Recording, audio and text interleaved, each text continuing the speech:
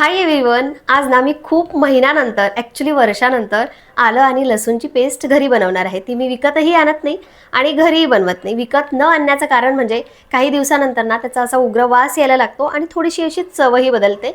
आणि घरी मी यासाठी बनवत नाही कारण मला असं वाटतं की घरीच बनवलेली वापरायची आहे, तर मग वेळेवर लसूण आणि आलं मी ग्रेट करून घेते आणि ताजं वापरते. पण माझ्या मैत्रिणीने एक कमाल अशी रेसिपी शेअर केली आहे.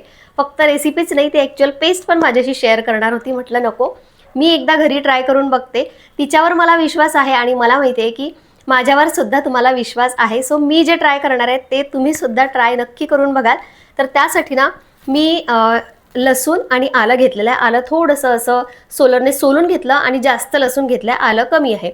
आता नॉर्मली आपल्याला घरी बनवायची असेल तर आपण हे सगळं ना फक्त ग्राइंडरमध्ये ग्राइंड करतो आणि त्याची पेस्ट बनवून घेतो.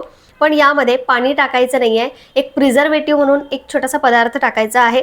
चला याची रेसिपी अगदी शॉर्टकटमध्ये तुमच्याशी शेअर करते. थोडंसं मीठ घालते आणि त्यानंतर त्यात जे प्रिझर्वेटिव्ह एक पदार्थ घालायचा आहे तो म्हणजे हे सरसोचं तेल. आता हे मी अंदाजेच घालते आहे.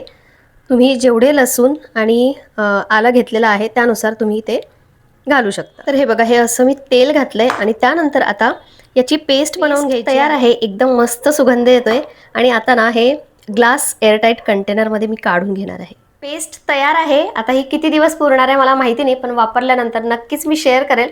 पण मला वाटतं की अशा पद्धतीने तुम्ही सुद्धा एकदा नक्की ट्राय करून बघा. चला बाय.